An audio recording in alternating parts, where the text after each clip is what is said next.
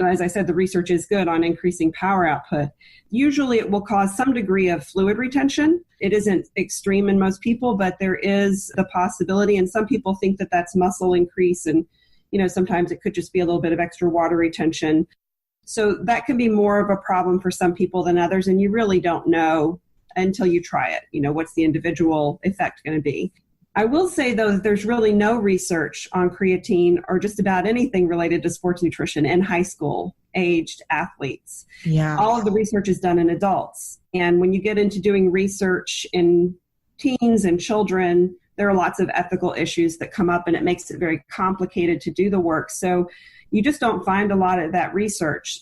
So in terms of safety, I definitely steer my high school athletes away from most supplements.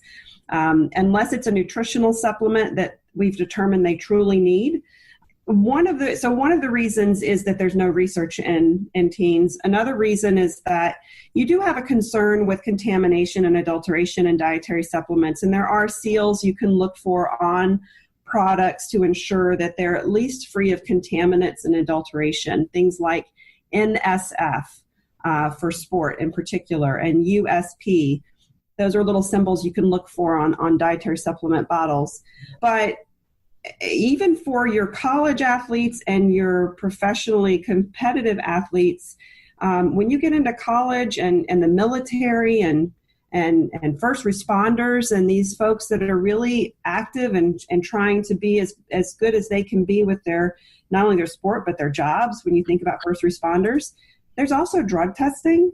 And if you buy a dietary supplement that is contaminated with something that's illegal, a banned substance, it can end your career.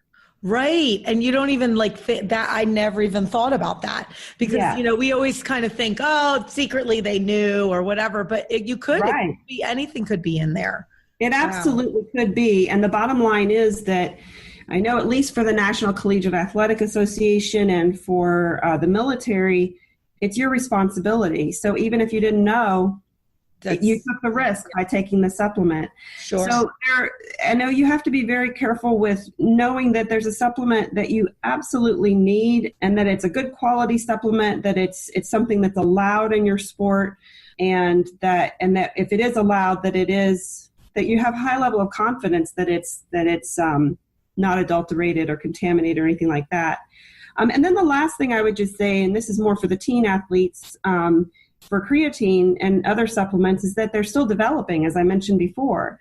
We're all developing at different rates, and getting, when you start adding in dietary supplements to try to ramp up that process or increase that process, you're at best wasting your money. Because if your body's not biologically ready to increase muscle mass yet, it's just not going to happen no matter what you do. And at worst, you can hurt yourself for the reasons I just talked about. So, I talk to a lot to my athletes about doing everything they can. Are you truly confident that you're doing what you can through nutrition and through training and through mental conditioning, kind of getting your mind right and doing all of that? Sleep. Oh my gosh. I talk to all of my athletes about sleep. Because there's no amount of caffeine that will take care of a chronic lack of sleep.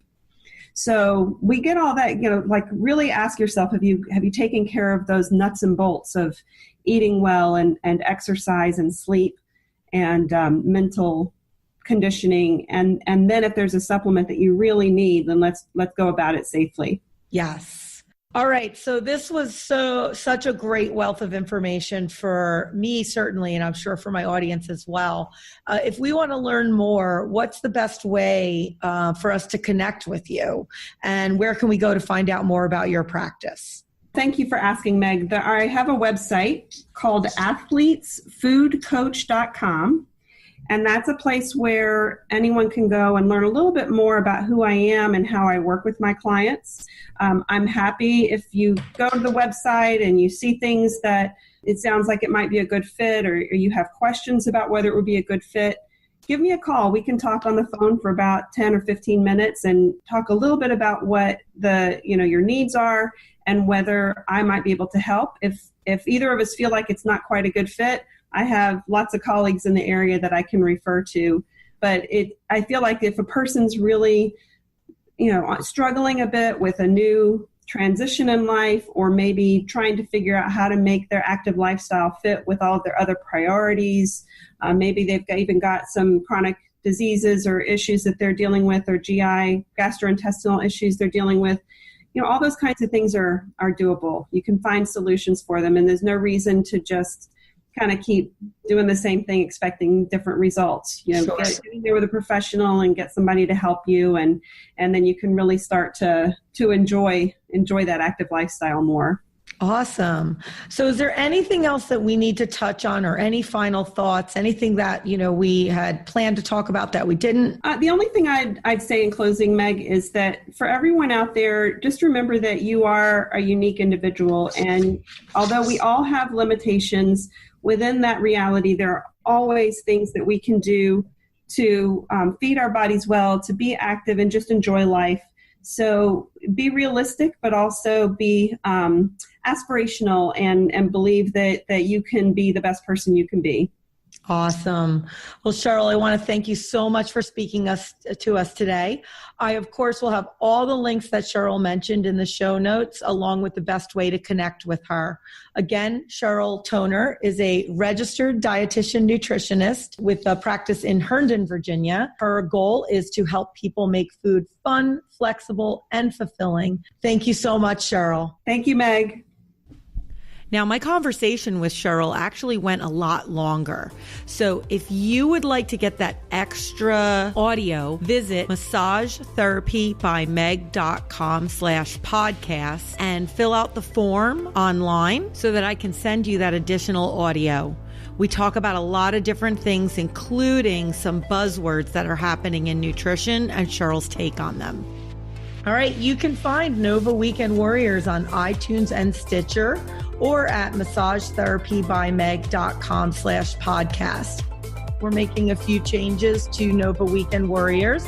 We were happening twice a week. We've now moved to just Wednesdays. So you'll see interviews come up on Wednesdays at 8 p.m., featuring 15 to 20-minute conversations with the people who make Northern Virginia run, cycle, climb, lift, and swim. Until my next episode, have a great week, have fun with your fitness goals, and enjoy each and every challenge you set for yourself or that comes your way. Bye.